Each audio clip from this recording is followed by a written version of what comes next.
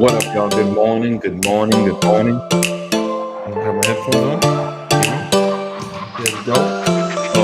Oh. All right.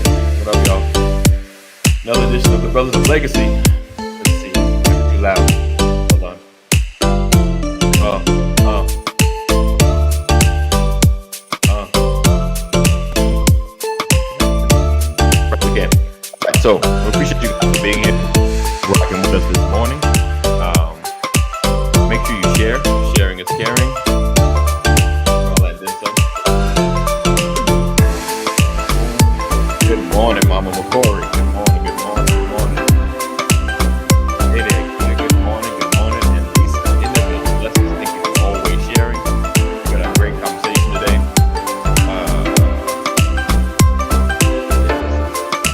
Up late, niggas. Some more. So we're gonna dig into this. I appreciate you guys for being here, being a part of all that we do. Today we are discussing. If you did not look at the title, we're discussing why we don't hear each other. And I started off with this title because I want to discuss some of the issues with deferring or different opinions about situations. And, the split between two forms of thinking.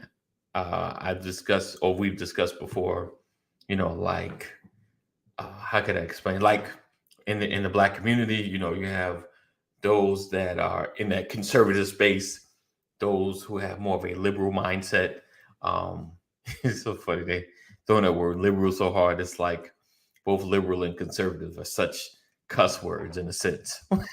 You're nothing more than a, you're like, oh, okay. You're one of those conservative. You're one of those liberals.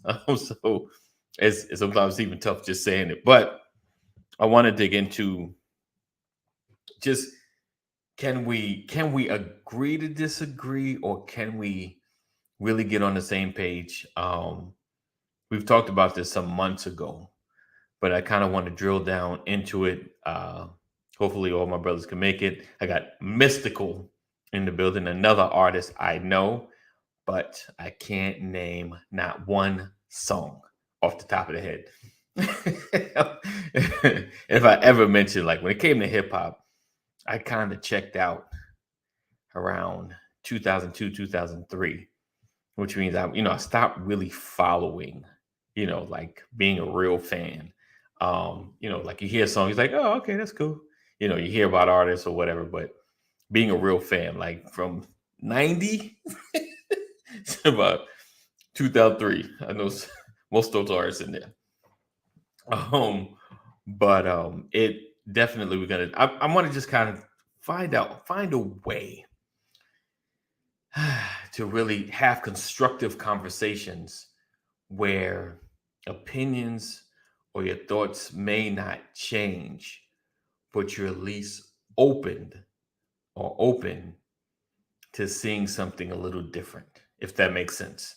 Um, and this is not just our culture, but because it's predominantly us on here, at least as the speakers and some of the those that are watching as well. Just even those that don't look like us, having the constructive conversations, because I feel like we are so divided, you know, and not more than any time. I just feel like it just feels like more so because we are so meshed together with social media.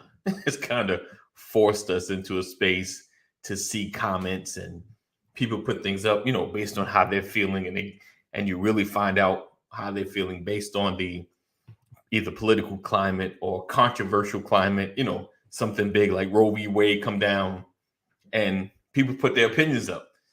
And some people get surprised. You're like, I didn't think you thought that way. Like I didn't think you believed that, but they don't put it up a lot until it's like it's boiling over. They're tired of seeing a particular thing and they put their opinion out.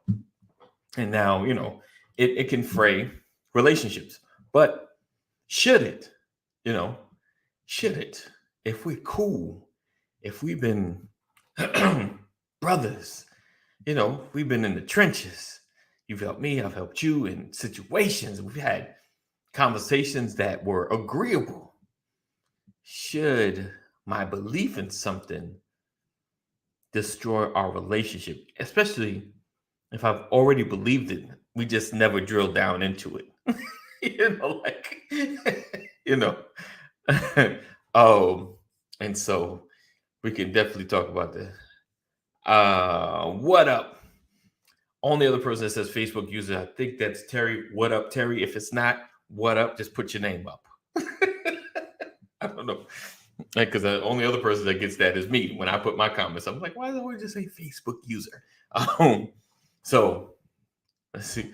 Morning, Cheryl. I feel like I haven't seen you in a minute. What up, Richard? All right. So we're going to go ahead and get ready to kick this off. Oh, what up, man? Good morning, my brother. Yeah, I don't know why it does that. Like, I don't know. I wish I could figure out and tell you, like, hey, just do. I have no idea. Hey, what's up, Coach Curvey in the building? Good morning. Good morning. Blessings. Right back. Oh, back at work. All right. All right. So listen, what I need you to do, sharing is caring. Sharing is caring. We got the whole crew coming through. Make sure you tag somebody, let everybody know that the brothers are on. If you're in the YouTube space, make sure you give the thumbs up, hit that subscribe button. In the Facebook space, make sure you hit that bell notification, even though it doesn't always work. Yeah, thanks, Facebook.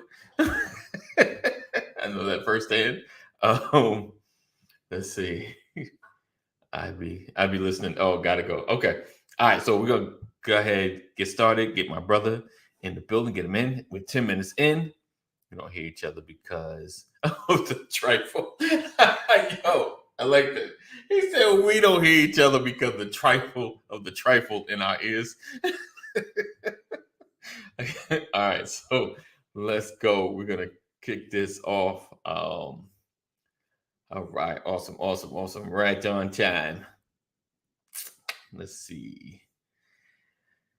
All right, and then I got a quick rant before we get started with the topic, and I'm debating on actually mentioning the names of things. All right, so let's see. What am I looking at? Bam. Okay, you know how you like. Oh my God! Listen, I really need me a good producer because I'm like, wait, which one is the button? All right, let's go.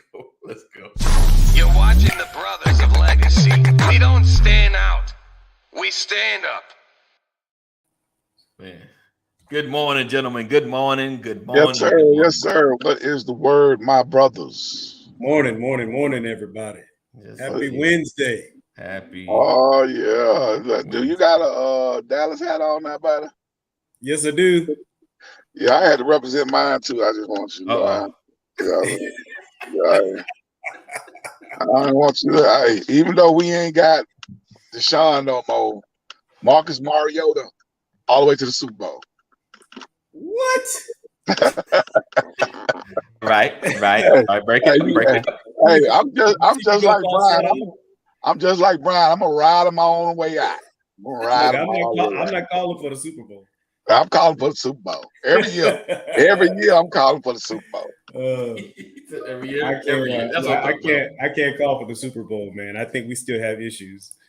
Hey, Marcus Mariota MVP. Come on. Nice. Listen, I don't want to be Carson Wentz in this season. So, speaking of division. Oh!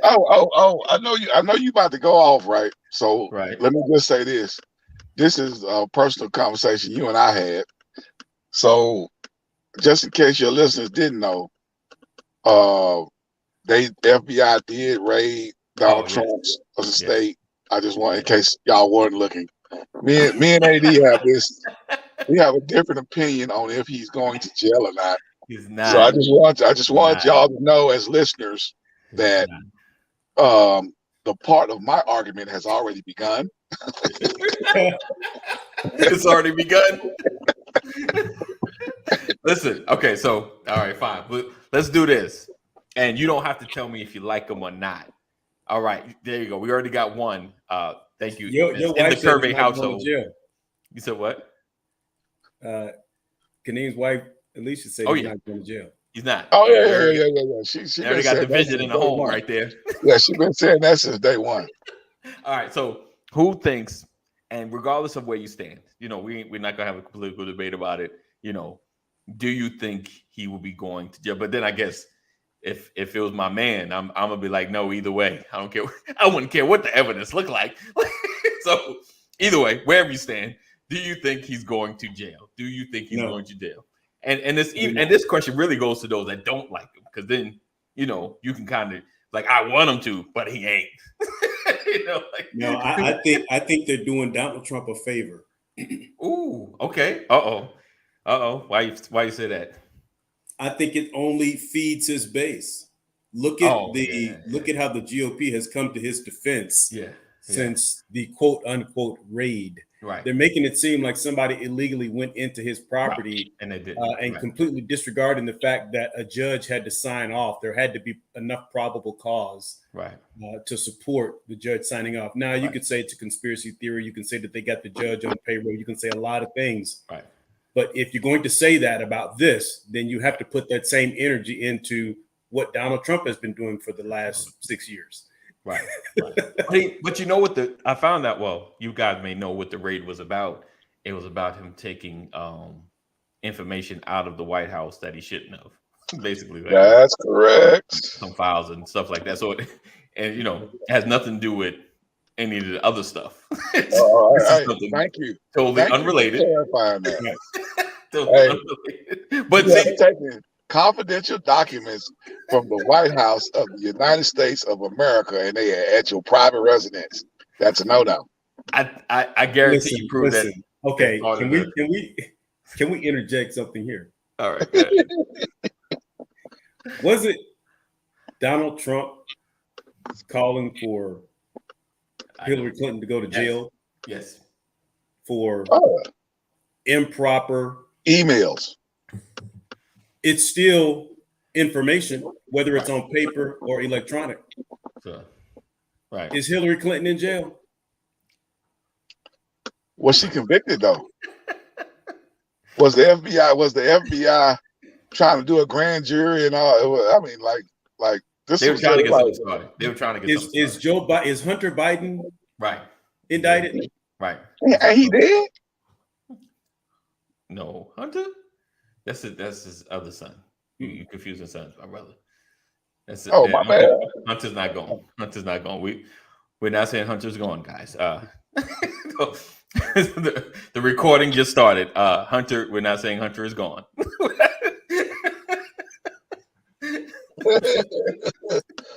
All right. They keep digging. They said once they keep digging and dig, eventually reach Australia. You're so silly. So yeah, I don't, like I said, I don't think he is. But I do hear what you're saying, Pastor, about inciting the base and things of that nature. They're gonna have a lot of people with free Donald Trump shirts on. I'm telling you. They have they confiscated a letter written by a January 6th convicted individual, right, calling for an all-out civil war. Right. His question is, are we not already in a Cold War? Let's take it up a notch. Yeah. So there are many calling for a civil war, simply because of this invasion of Donald Trump's privacy at Mar-a-Lago. The invasion of Donald Trump. So it's crazy. But the funniest thing, I was watching the Daily Show and got this one, was the defund the FBI. I was like, they can go. Defund them. Okay, I got you. I got you. So speaking of division, that insurrection was actually the start of what would be, like I we've kind of gone down this road previous about the whole, like, nobody really wants a war. Nobody. And nobody. Stop. I don't think. I think most. Think I said most? You said no one wants a war. No one. I don't think anybody wants a war. They want to be right. They want their stuff to be the way they want it to be. But I don't think he said it was nobody. I would agree with that.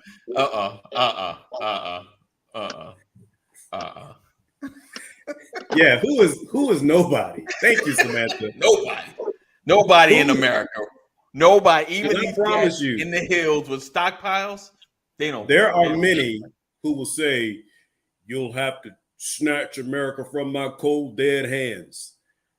Do you understand how many mindsets there are right now that are willing to die to make America great again? How about we take? Listen, let me see. January 6th. How about January 6th?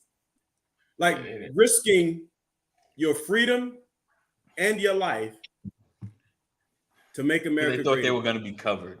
All them folks was crying because they're going to jail. One dude. None of that matters. The minute you step outside of your house, you're taking a risk. And the minute you step on government property, you're taking an even greater risk. Right. And if you are carrying a weapon, it's an even greater risk. Right. So the reality is thinking that they're going to be covered and all that kind of stuff, that's all well and good. But no matter how you look at it, right, those folks were willing to risk it all to storm the Capitol. And you say nobody's ready for war? Let's see. January 6th, they were breaking windows, busting down doors. Did people die on January 6th? Did anybody die?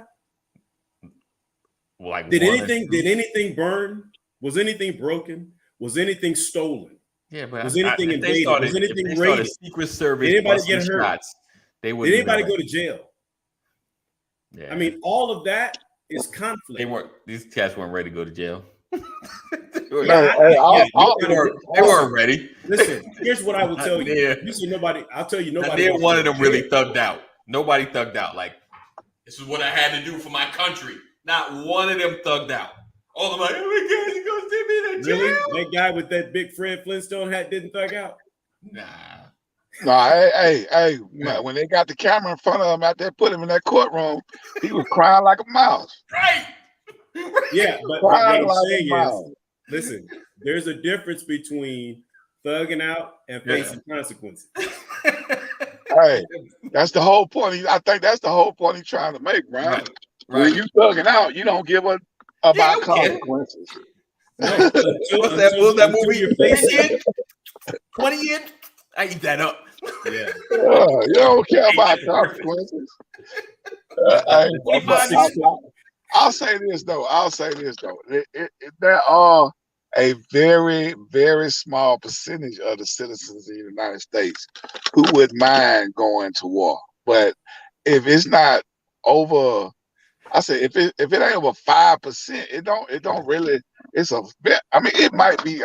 If I say anything, it might be 10,000 people in America who might. Probably ready. Who might. Right. Let me ask you that. Nobody is pretentious. I'll say, I give you that, Kaneem. Yeah, like, but not to the scale that. Yeah, but to have 2 or 3 million people saying we finna die because we want to go to war. Nah, I don't think so. No one want to die. How many people showed up at the Capitol? Millions, if you ask what you call it. Trump. Millions of people. But that was a herd effect. That was they had like maybe 100 people who was all bravado, and the other 70,000-80,000 was like, hey, let's go behind them. Let's follow behind. Right. They wasn't about that life. Because there were people in there that didn't even know what they were doing in there. They wasn't about that life. Right. Yeah, if they really wanted all them Capitol Police and Metro Police, if they was really about that life, because they had firearms, they would have went in there, guns are blazing. Right. You know what I'm saying? Right. 850 people have been charged. Right. Oh yeah, I'm with all that. I mean, that's good. We're talking. 1,000 people got charged with some type of crime. 5 people died. I got all statistics from that part. Okay, But I'm well, go ahead. saying, Let him read his point, Kenny. We're oh, going. my bad, brother. Go ahead. No, it's all good. My when you think, and I'm not, it's rhetorical, but I'm saying how many people have been arrested, how many people have been indicted, how many people showed up, and how far did they travel? Right. Yeah. So when you consider 2,500 went into the Capitol, and out of that 850 were, so what I'm asking you is, do you not believe that folks that made it to the Capitol are the absolute extremists with the high level of motivation to show themselves, to support the narrative, right, and to make their point? That's one. This is just one observation, right? So I want you to consider that. Then I want you to consider all the ones who wanted to go, but literally for logistical, financial, emotional, somebody mama sick, right, they couldn't go. Right. All right. And then I want you to think about the ones who said, next time. I want you to think about the ones who are thinking, wow, it wasn't so bad after all. Maybe I will step up. Right. Okay. I got you on that. When you consider all of that, and then you consider that whoever motivated or instigated this is still out there roaming free, they're saying, I think we can do this. Right. Now, I want you to take all of that, right? Mm-hmm. Then I want you to put that in the American pot or the American sifter, right, and shake it until all the MAGA folks, not maggot, MAGA, right, MAGA folks, I got you, shake through.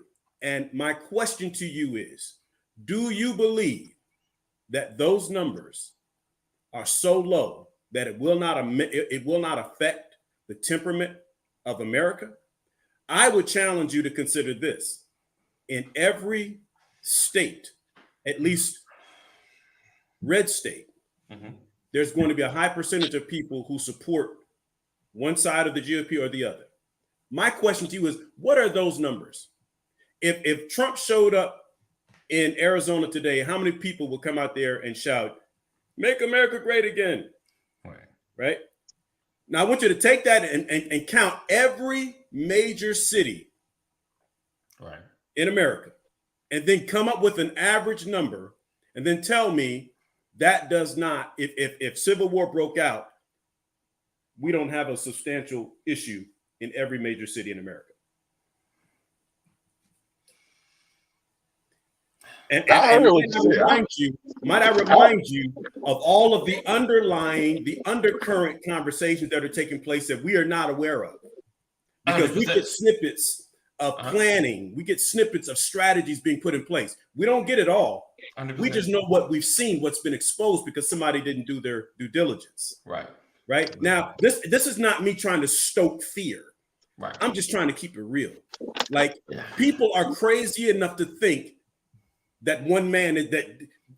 Wait, let me ask you something. Do you believe in Jesus? Do you believe that one man paid it all? Do you think that there are other people who believe there's somebody else besides Jesus? Right. You think that somebody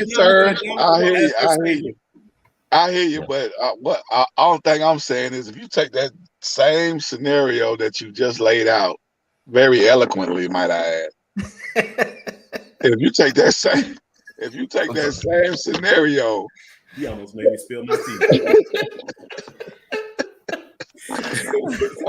I'm just saying, it sounds to me, this is my interpretation of what you just laid forward. Right. Is that you're saying that MAGA, those that support Trump, those that support Trump, which was almost half of the country as far as voters, you're saying that out of all those people, there is a large majority of half the country that will go forward and lay down their life to start a very new American revolution to take over the country for Trump. That is not what I'm saying. I'm not saying half of America. I'm saying a number substantial enough to wreak some havoc. Right. Well, let's say 10%. To make people uncomfortable in their homes. Let's say 10%. So that would be like 4 million people. You saying like there's 4 million people in the United States that's willing to lay down their life from all across the country, from Alaska to Florida, from New York to California. You saying that out of all those, it's 4 million people that's willing to lay down their life, bear arms, go to war with the American government to try to take over. Okay, so here's my point. I'm not telling you people want to go to war with the American government. Okay. I'm not saying that to you. I'm saying people want their power. I got People want their leverage. People are afraid of losing their edge. 100%. Okay? I hear you on that. The world is caught up to a mindset. Right. And there are enough people that have caught up to where that mindset has gotten a little nervous. This mindset of we're in control, we got it all, we got everything, that has been slipping. Right. And so now they're afraid. And here's what I'll ask you in terms of numbers, because I've been in a gang before. Right. And just because you wear the colors don't mean you willing to give it all. Right. But if it's something to break you out, don't show up to the fight because you don't want to be the one to not show up. And then if you show up to the fight and somebody hits you, now it's about survival. Right. I'm with you. I hear what you're saying. I hear you. It's kind of what Kaneem was saying, and that was good how you was trying to quantify that, Kaneem, with the amount. But it's kind of what you said in the beginning with the riot. Like it was the herd effect. Like some people were like, yeah, but there's some, there's always the brave ones that start busting in. Because unfortunately, I've been young. I've been part of the herd. Fools are like, yeah, let's go. But you also have those ones that will throw a rock and break a window, but won't bust a grape. Right. 100%. And then on the other side, you have weirdos like me who say, you better not come to my house. Right. You also have people that are saying, I'm gonna get them before they get me. Right. And they're not on either side. They're just saying, I'm watching everybody. Right. So what I'm saying is we're heading in we're so deep into this direction and this approach towards civil unrest. And we've had samples of it for the last few years. Right. Yeah. They tried to call the BLM movement terrorists. Right. 100%. But what you had was people that were fed up. Right. And I'm saying people are fed up on both sides. Right. And here's what's funny. There are factions within the faction. Right.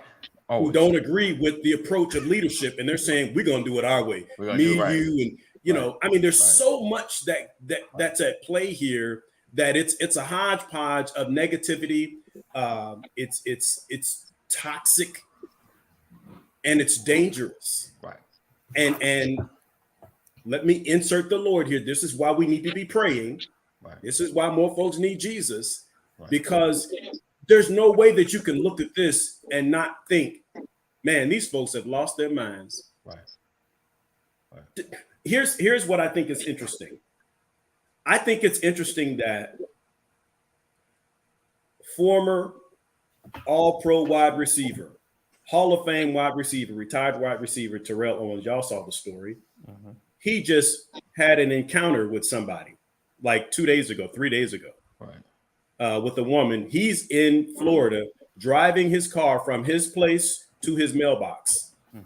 And some lady hollers at him saying, slow down, you almost hit me. He's like, I'm in the neighborhood and I'm driving to my mailbox. How have I almost, he gets out of his car and says, how have I almost hit? And this lady starts going off and the police are called. She says, I'm calling the police. He said, call the police. He goes, so this is the behavior. He starts talking. He's on camera. He's recording all of this, saying, I've seen it, but I never thought it would happen to me. Right. I'm actually going through a Karen moment. Right. And then he predicts her behavior. Wow. And she goes, right. You're a black man walking towards a white woman. Wow. What? And when the police show up, she starts talking and starts crying. Wow. I was afraid. I'm like, he's narrating it before it happens. Wow. She said she's gonna start crying. Here we go. Here come the tears. Wow. He's like, do you? I'm like, and what I'm saying is there's a class that we don't get to go to. right, 100%. They're like, there's a reason why they call it caring, because there is a syndrome of behavior that is taught. Right. This is how you act so that you don't get in trouble. This is guaranteed to get that dude in jail. Right. It's too consistent. And so to see that and not believe that there's an undercurrent of insanity in this country, 100%. To hear the backdoor conversations, the mistakenly released recordings, of people in high places, talking about what could. Come on, man. Yeah. Well, we're gonna be where we at. Sam says, absolutely, they aren't excuse me, necessarily laying down their life for him. I'm saying they're willing to fight for what they think belongs to them. And Alicia says there are a substantial amount of people who would lay down their lives or do anything to keep their power. They will risk it all. Says, yep. And Richard says only when people feel they're really threatened and feel their voice isn't being heard. Indeed. Indeed. All right. So this kind of in our topic, because we're kind of having I won't say divisive. Divisive is such a hard word at this conversation, but it's a difference of opinion. I think it's not even a difference of opinion, really. You can't I know good and well we all know crazy stuff is happening. We just 100%. Yeah, it's just the level of it. I think I think it's just the levels of what's going to come down. Like I think me and Kaneem, I don't know where Ephraim stands. I think we kind of see it as small factions, like that are trying to do things. Pastor seeing more of a fire that's going to light up those that are already gassed and ready to go. They just need a fire to start. And I get what you said when you're in a gang, and once I'm given a reason to really go ahead, one being part of the group, and two, if somebody does something to my home or affects me, now it's like, now I'm hot. Now I'm ready. I got my gun out. I'm ready to fight. Yeah, everything was fine until they shot my cousin. Right, exactly. Like I wasn't even into this killing stuff, but now. Do y'all remember Hillary Clinton? Shame on you, Barack Obama. Shame on. Y'all remember that? Yeah. Right. Civility is out the door, out the window. He said, we don't hear each other because we don't want to. We are selfish. Ooh. Me, my phone, no more. Yeah. Right. And do you guys feel like that's our biggest struggle? Because, we have an opinion that we're not shaken from, because we've always had it. This is how I've thought when growing up, and especially the older you get, the more what was soft now becomes like, no, this is fact. I can't back it up, but I know it. We want, and oh yeah, that's good right there. We want to be right. And I think that's one of the biggest ones on this. Yeah, right. I don't. The evidence is just so overwhelming, man. I hate this. Yeah. I despise this mood of this country, which is why I lay on my face. Right. The reality is, it's so ridiculous. It's laughable. It's laughable, but it only validates what the scripture has told us. Right. It's some small numbers, but they small numbers can do big damage. You feel me? Yeah. A handful of terrorists really made 9/11 do what it do. So it's it was the capital for me, man. When I saw them raid, it was just it showed me what they're willing to do. And I'm coming on tail in the conversation. Yeah, I'm also willing that I don't think they can overtake the U.S. government. But what happened when they in the U.S. government? You feel me? What happened when they the politician? What happened when that's way to go, Ephraim. I'm glad you brought that up, brother. Thank you. Yeah. And the leader, that's what I'm saying. If Trump is the leader, right, and he still has his tentacles into politics and putting these folks into place, why are they not laying their lives down for him? He the one leading the show. Right. He the one telling them, hey, y'all ain't got this. Right. They keeping this from y'all. Don't y'all want y'all to talk about make America great again, like America ain't already great. He wanted to be something that he didn't put up his own ideology about what America should be. And now he got all these followers. So just like Ephraim said, a small number, but when you got half the country who are voters following behind a fool, is the rest of them fools too for following? Yes. Yeah. There you go. Yeah. All right. So, okay, let me ask you this though. So, I guess I don't know. So, when you're having a conversation, like say we had someone on here that was pro MAGA, right? And you're trying to. How do you know you don't have someone? we used to. We used to. Shout out to my boy, wherever you at. I don't know. Like I said, right now, I don't feel it. I mean, I don't know. You're right. One of y'all might be undercover, but hold on. Hear my point. Yes, sir. When it comes to having these conversations, right? Because when it comes to politics and things that happen, sometimes we get hard opinions. And what I mean by hard is like, I'm going for the jugular in this argument. Yeah. And right there, Kenem, like if I was like a supporter and I'm trying to have a civil conversation and you call all the MAGA people like fools, now the gloves are off. I don't care. I'm not listening. So what I say, and I know it's just us. I know what I get why you said it, Kenem. But he says it's just us. It's just us. Online, social media. Millions of people. LinkedIn. We'll see this later. Discord. Hey, it's just me and you, North Carolina. Just me and you. You know what I'm saying? Hey, Brian didn't say it. E didn't say it. A didn't say it. I said it. MAGA, followers, Trump, fool. I said that. But we all part of it. Like you know what really been tripping as a late. Oh, y'all ain't kick my ball. Now hold on, MAGA. Hold on, U.S. government. This is freedom of speech. Hold on. You have to kick my boy out, man. I didn't do it. When you look at it, bro, the politics has always been divisive, no doubt. But I think what we're seeing now, it's the ideology stuff. You feel me? Like I've never been against somebody voting or supporting something that was in their interest. If I vote for this guy and he's gonna create this policy that allows me to buy multiple bed and breakfast units, or I mean, whatever your situation is, that makes sense to me. Like, go for that guy. Right. But when we started to step into this, if you vote this way, they want to take all your guns and defund it. I still don't know how. How would you take everybody's guns? I still don't even know how that would happen.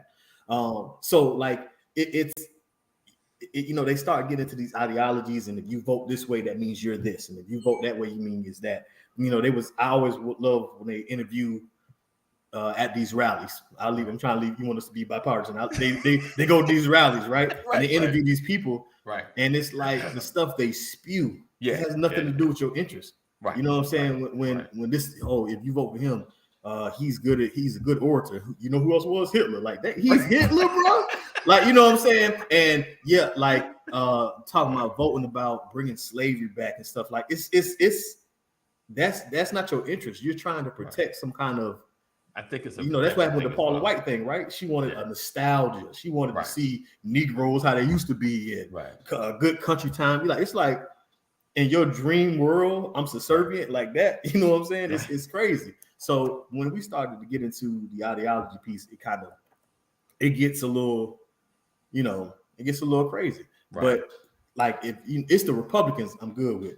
But some of the Trumpers and stuff, like, the MAGA crew, like, it's y'all something different, man. Y'all something different. Y'all seem like a gang more than a political party.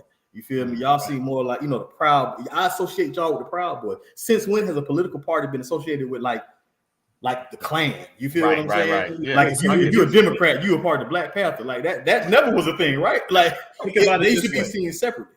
Think about it this way. I'm a veteran. Right. And I think the U.S. military is the biggest gang on the planet. Right. All right. The strongest. And as a veteran, my colors, the American flag. My camouflage with the American flag, the patch, right? My call sign was my name tag, my dog tags, right? Right.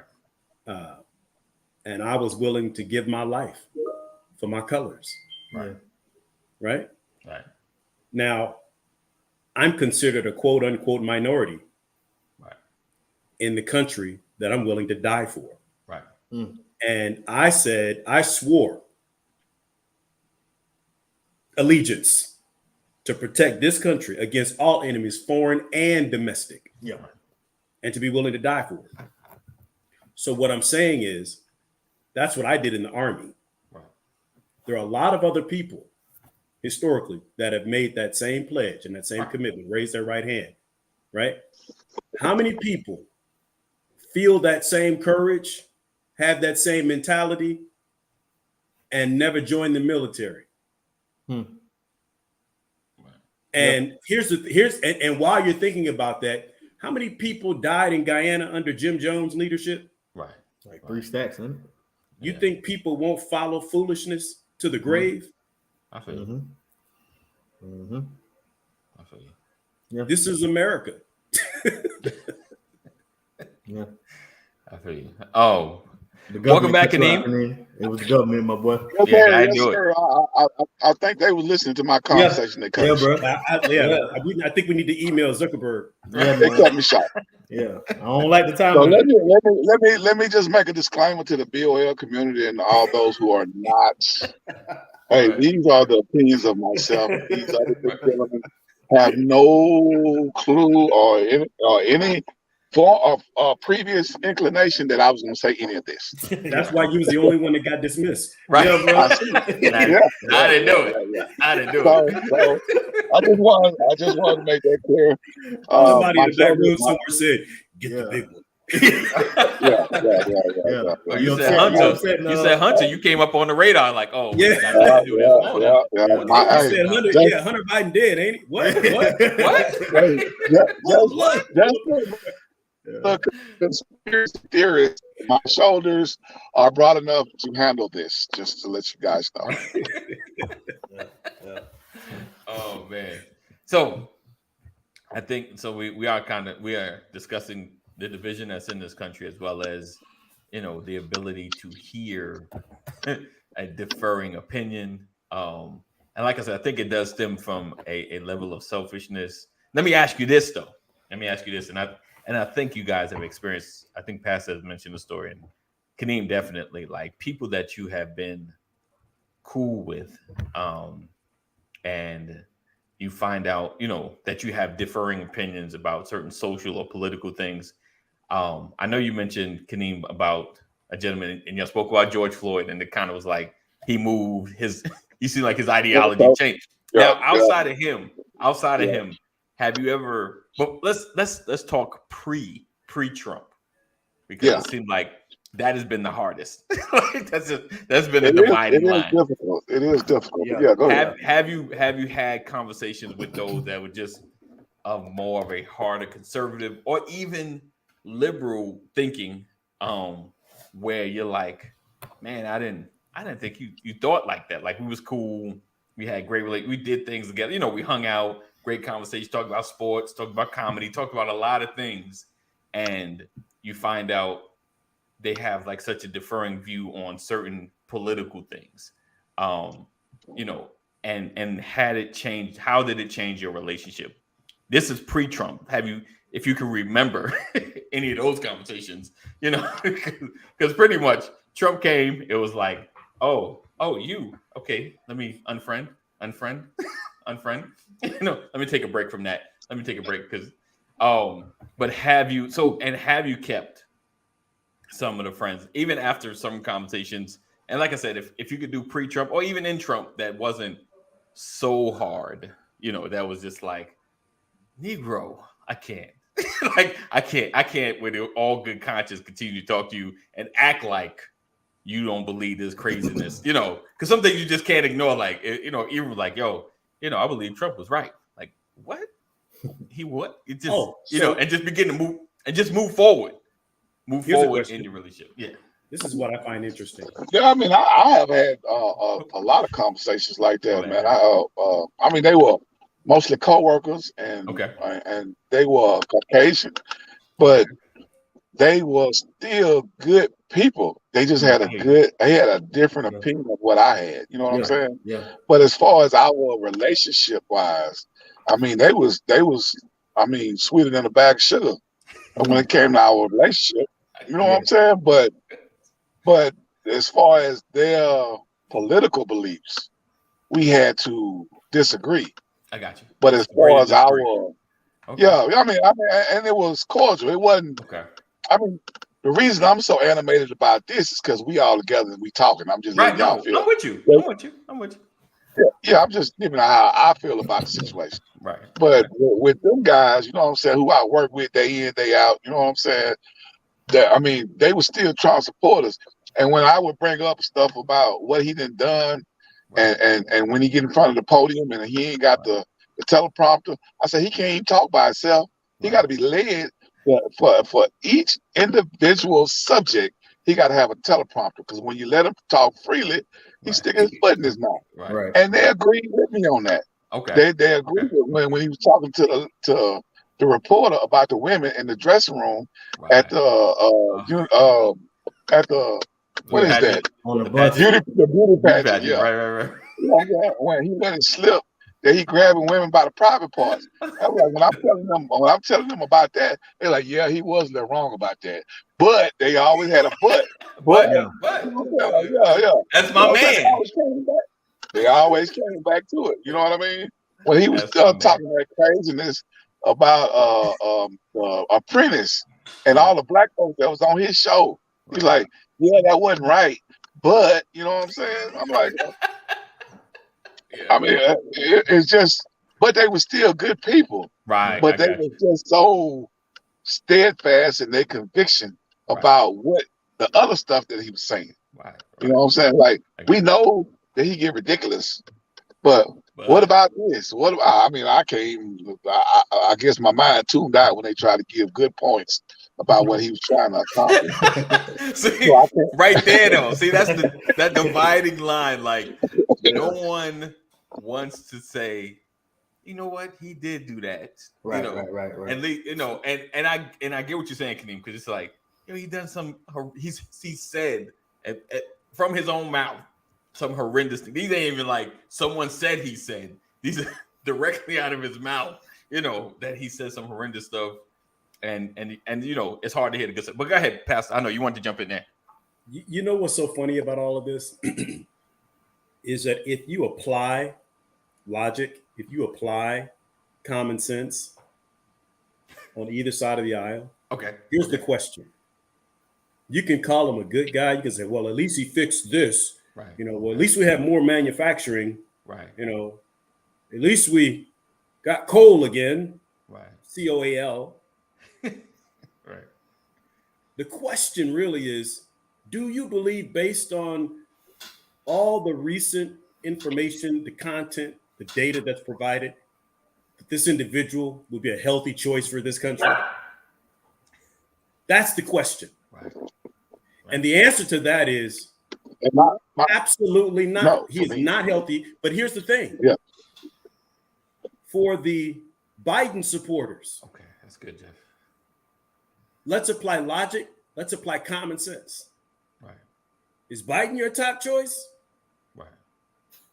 The question is, are we going to put the right people in leadership, or are we going to settle for who serves our best interest? That's what we did last time. Right. But this is all I'm saying, Kaneem, is, can we not agree on the fact that from a character standpoint, people say, well, I don't need my president to have morals. I need him to support my policies. Right. What? You want the leader of the free world to be immoral. Right. You're okay with that as long as policy's in place. Right. That lends to the whole argument that people are willing to do whatever they need to do to keep their edge, to keep their leverage. Yeah. Right. And for that, they will die for it. Right. Because here's what I know. There is nothing worse than an ex-smoker. Right. Ex-smoker can't stand smoke. Hold on. You say smoke? No, let him explain, Kaneem. Let him explain. An ex-smoker can't stand the smell of cigarette smoke. They can't stand the smell of smoke. That's what can't you stand the smell of smoke. A liar hates being lied to. Right. So if you just take that and look at the political spectrum today, right. How many people should be sat down like they used to do at the church? Sat them down. Right. I mean, I'm just like, seriously, how many should be sat down? Who's that young guy in the wheelchair? With the eye patch? Huh? In Carolina. What's his name? I can't call it. I see him right now. I can't. Yeah. I know. Yeah. Where's the guy who crossed state lines with an AR-15 talking about he's going to provide medical help? Right. He's gonna be in somebody's cabinet. Right. When you have a mindset like that, this is no longer about logic. This is only about keeping things the way that I want them. Right. And I'm willing to go to whatever extreme I can to get that. 100%. They killed Jesus. Right. Yeah. Right. Oh, Jeff said something good. He said, I've decided I'm not going to let a difference in political opinions destroy relationships. But Jeff, here's what I'll ask you, because you're right. That's a great point. But what I found out is, like, I don't let political differences separate me from people that I consider to be acquaintances. Right. I don't go anywhere. People move away from me because I'm a strong-willed, strong-minded individual, and what I believe, I believe.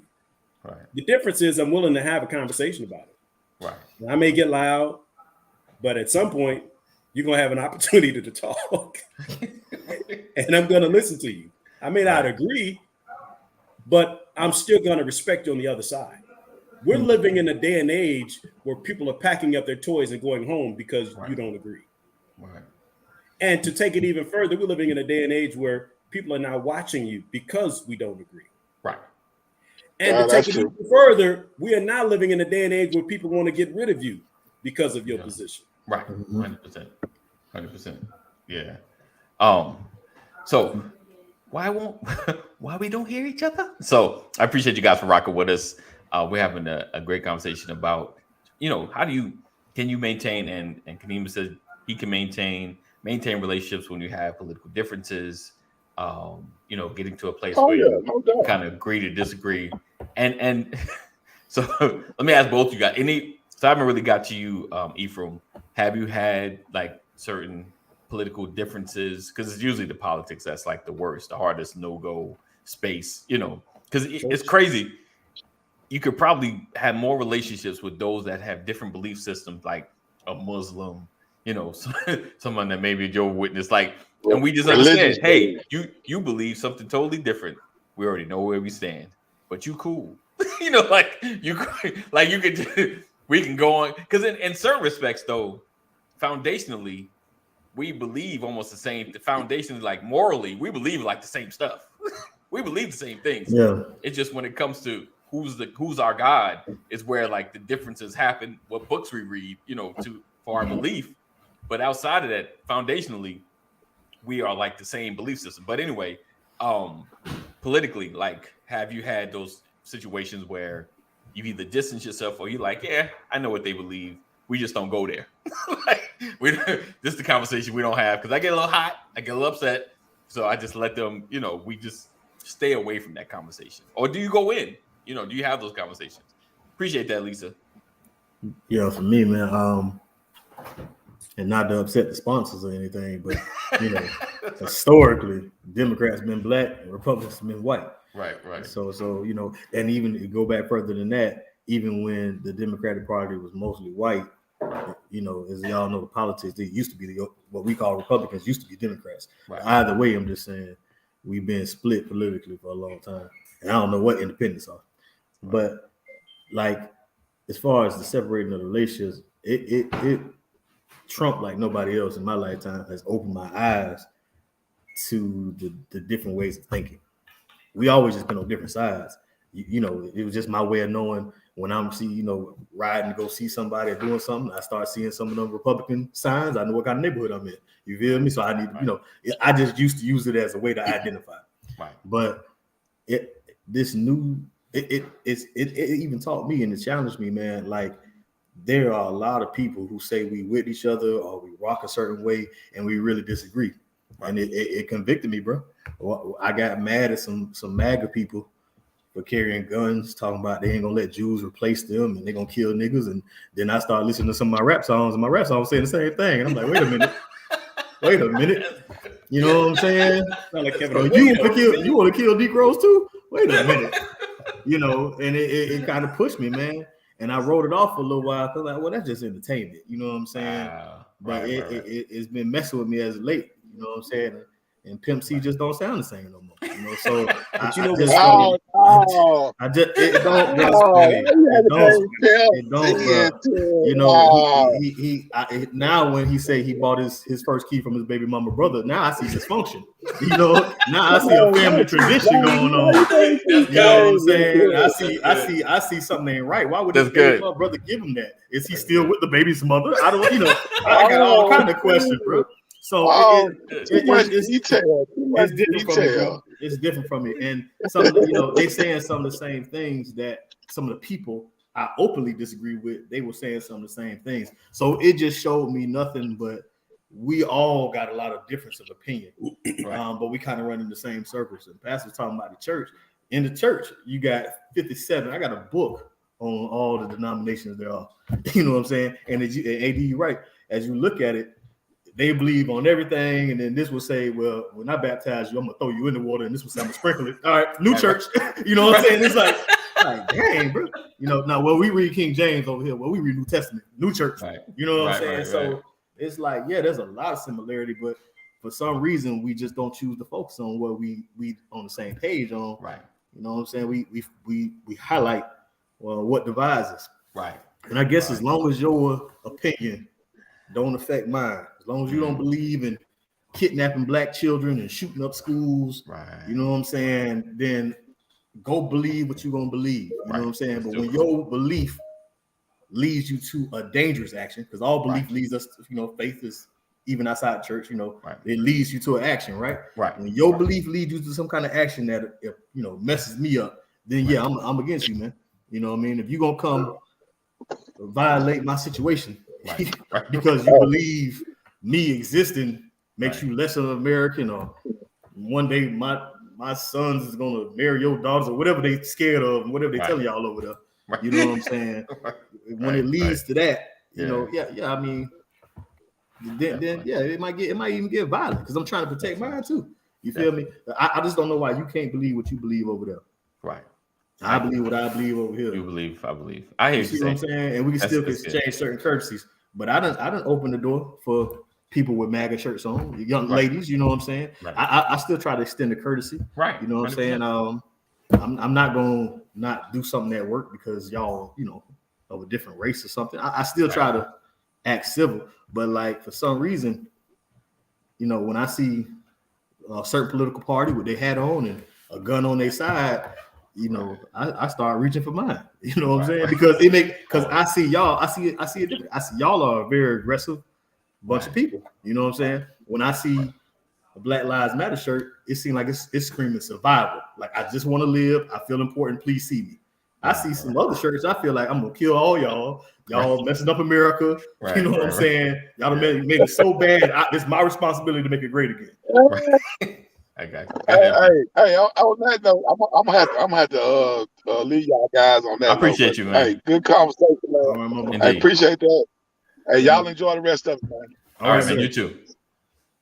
For every hat, shirt that you see like that,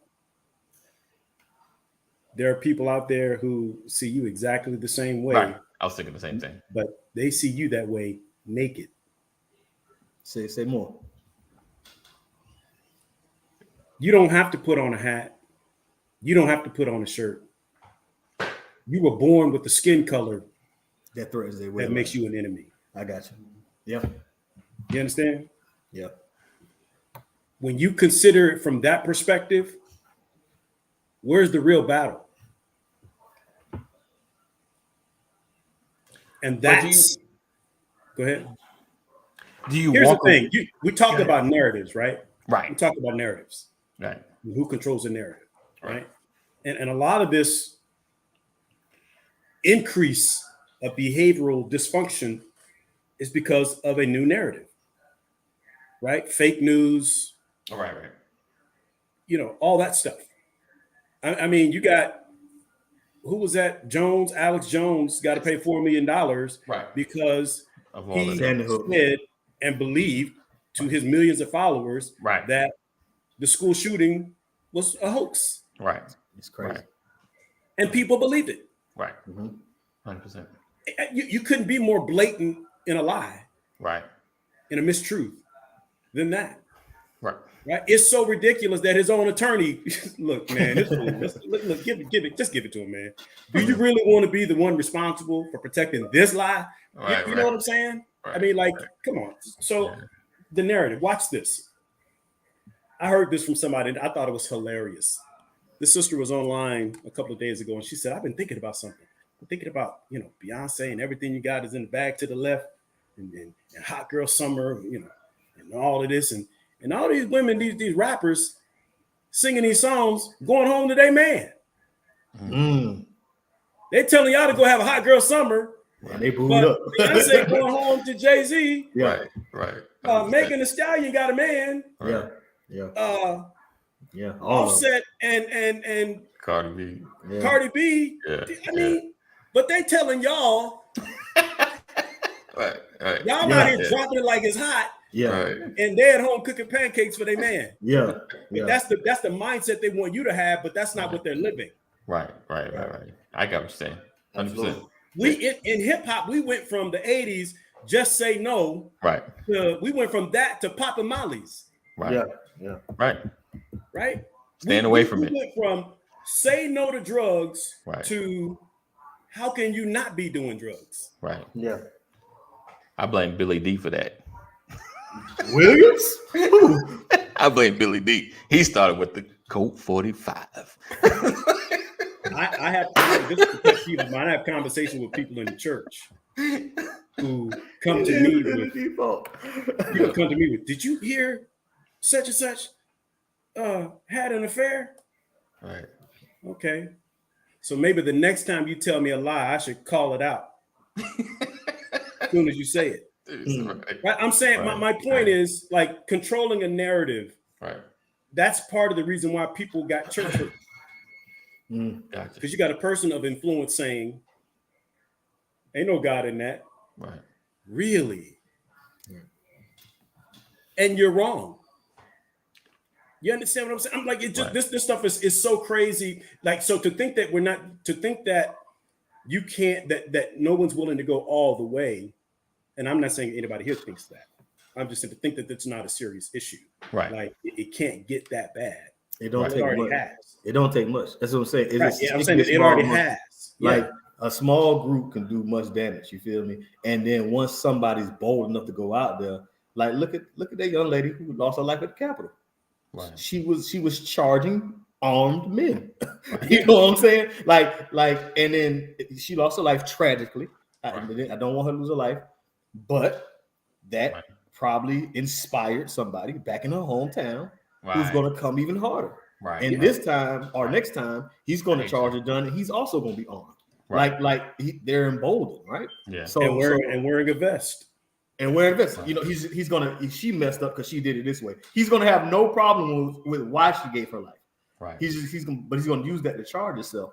And I'm just saying, you know, we staying safe, but these folks, what happened? They get a nuclear bomb in their hand, you know. And I know that sounds like fairy tale. I know that. But what happens if they get something that can cause more damage? Right. You know what I'm saying? Like, loss of life, like mass loss, is tragic. Indeed. So today again we were talking about why don't we hear each other. Hopefully you guys have gotten a little bit of something out of that, or a lot of something out of that, you know, because we've all had varying opinions, especially since the Trump years. It seems like the division has gotten worse. It just seems like it may have been there since the Obama years. We were just on the other side. We didn't see it as much. Yeah. It was debate at that time. Right. It was more. It wasn't civil war. It was civil war yet. You know. Yeah. So we appreciate you guys. That's called preparation. Right. Yeah. We appreciate you guys for being here, rocking with us. I'm not gonna even mention it because I don't know. I might change it up tomorrow. So I'll mention it after we get off, and we'll see. We're gonna talk about it tomorrow. Something about music. Let's talk about music a little bit. All right. So and Ephraim opened it up on it. So we appreciate you guys for being here, rocking with us, hanging with us. Appreciate you. Make sure you share. Make sure you tag somebody. All of my people in the building. Thank you, Jeff. It's a great conversation. Or Lisa said she saw the video. I guess that you saw the montage of all these. They have guys at home and they tell you to have a hot girl summer. Right. A whole nother way of thinking. But again, make sure you are staying safe, driving safe in Georgia. And if you're having a mental health crisis or know someone that's having a mental health crisis, make sure you dial 988. And that they're there to help you get through that situation, help someone else get through it, and call the proper authorities. That is the goal. All right. So appreciate you again. We look forward to seeing you guys tomorrow, same time, same channel. Know that we love you. God loves you more, and continue to stay safe. Peace out.